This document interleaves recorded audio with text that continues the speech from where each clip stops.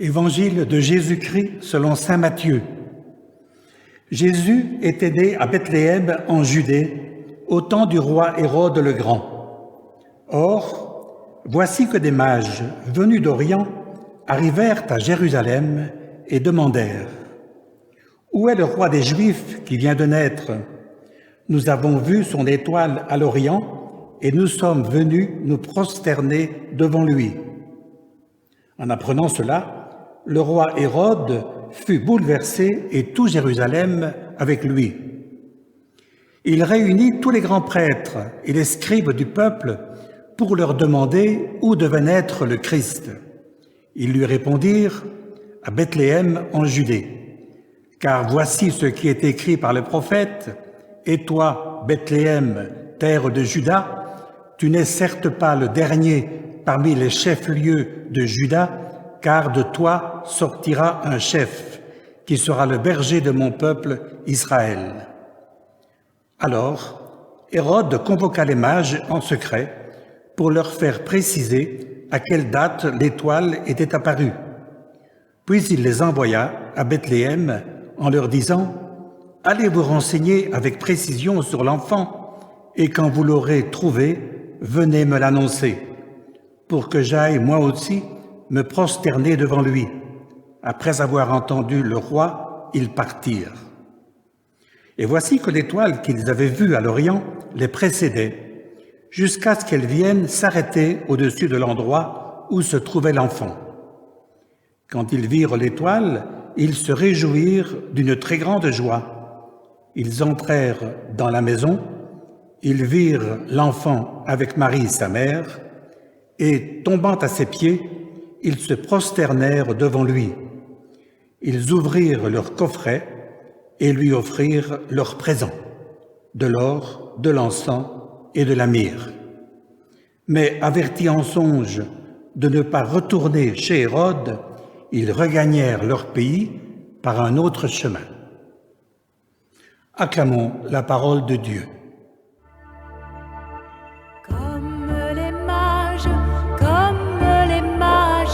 De tout notre cœur, de toute notre foi, comme les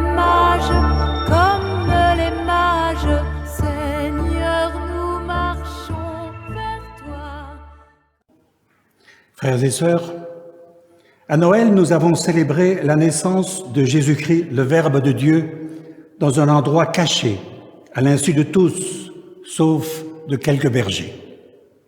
Aujourd'hui, jour de l'Épiphanie, qui signifie manifestation, dévoilement, notre regard se porte sur la reconnaissance par notre monde et pour toutes les nations de cette naissance dans notre chair du Sauveur.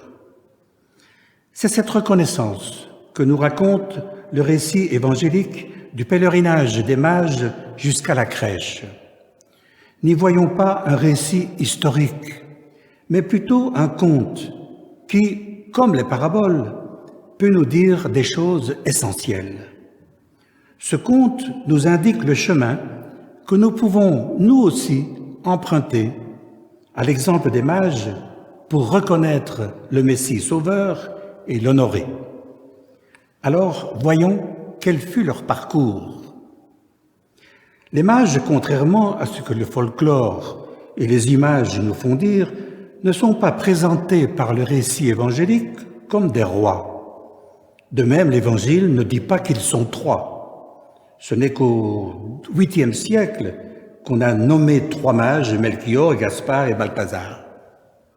L'Évangile ne met donc pas en scène des rois, mais pour nous livrer son enseignement, nous montre plutôt des hommes épris de vérité, de justice et de paix, bref, d'humanité. Les mages ne sont pas des rois, mais des savants et des sages qui mettent leur savoir au service de l'humanité, comme aujourd'hui, par exemple, les chercheurs qui s'emploient à trouver des remèdes contre le coronavirus. Les mages, de ce point de vue, représentent tous ceux et celles qui, en tout temps, se montrent des chercheurs en quête d'humanité. Les mages que met en scène l'Évangile sont, remarquons-le, étrangers à la tradition et à la foi d'Israël. Ce sont des hommes sans frontières, ouverts à d'autres cultures et d'autres traditions que les leurs.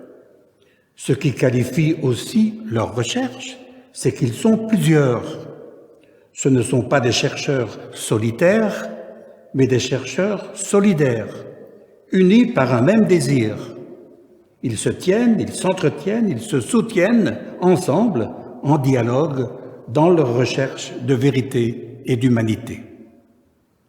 Ce qu'ils scrutent d'abord, c'est la nature, la création, la terre, le ciel et les étoiles. Ils voient toutes choses comme des signes à lire, à interpréter. Le monde est pour eux comme un grand livre. Ils sont attentifs aux signes des temps, aux événements, à l'inattendu de ce qui advient. Ils scrutent le ciel et le conte évangélique raconte qu'ils ont vu apparaître à l'Orient, là où le soleil se lève, le signe de la naissance d'un roi, un nouveau roi en Israël, qui sera une espérance pour tous comme une aube nouvelle qui se lève. Ainsi se mettent-ils en route vers Jérusalem. Là, à Jérusalem, apparaît une nouvelle modalité de recherche. Ils n'interrogent plus la nature, mais cette fois, le peuple lui-même. Ils écoutent, ils font appel au savoir des gens, à leurs traditions et à leurs écritures. C'est ainsi que les scribes et les grands prêtres, interrogés, les conduisent vers la Bible. Où est le roi des Juifs qui vient de naître? Une prophétie d'Isaïe répond et indique Bethléem. Ainsi, ce qui a conduit les mages à la crèche, c'est un ensemble de facteurs conjoints. Leur souci de vérité et d'humanité, la solidarité dans la recherche, l'étude de la nature qu'ils lisent comme un grand livre, leur ouverture à l'événement, la lecture des Écritures, l'écoute des experts, des traditions et des prophéties.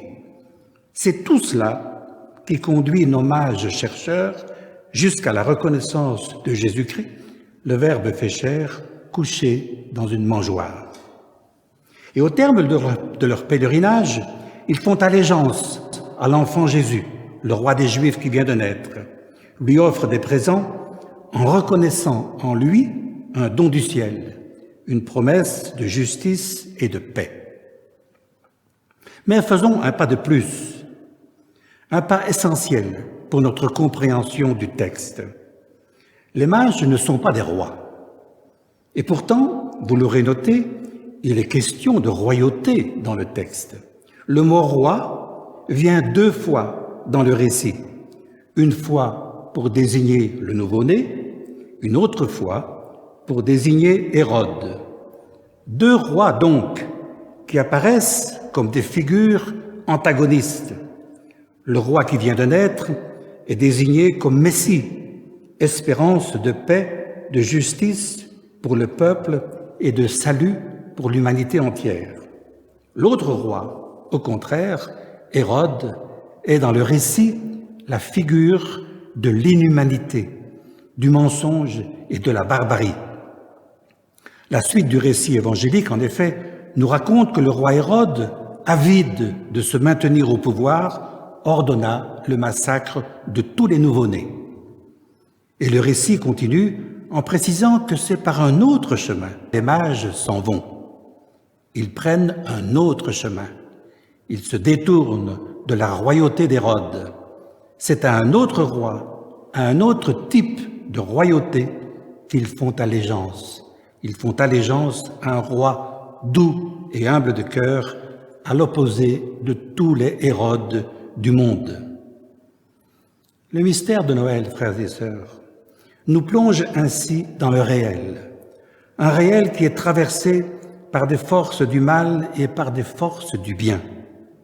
Et il nous assigne à une tâche, celle de lutter et de résister autant que nous le pouvons aux puissances destructrices, inhumaines qui sont à l'œuvre dans le monde.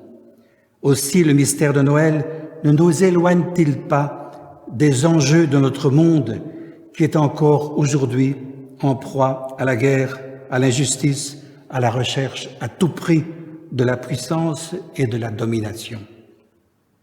Soyons donc aujourd'hui comme les mages, des chercheurs de vérité et d'humanité, dans le dialogue, dans l'ouverture interculturelle, par-delà les frontières. Alors, chaque fois que nous avancerons sur ce chemin, ce sera l'épiphanie, la manifestation du dessein de Dieu, la manifestation du Seigneur Jésus-Christ, le roi juste, venu instaurer le royaume de Dieu parmi nous. L'épiphanie, c'est la reconnaissance d'une autre royauté à l'œuvre dans le monde, une royauté qui nous fait entrer dans une perception nouvelle de notre vie et de notre destin. En quelque sorte, la reconnaissance de la naissance du Christ dans notre chair est pour nous comme une nouvelle naissance. Elle change notre vie, elle l'éclaire de nouvelles façons, elle nous met debout, selon les mots du prophète Isaïe, debout resplendit, elle est venue la lumière et la gloire du Seigneur s'est levée pour toi. Qu'il en soit ainsi pour chacune et chacun d'entre nous. Amen.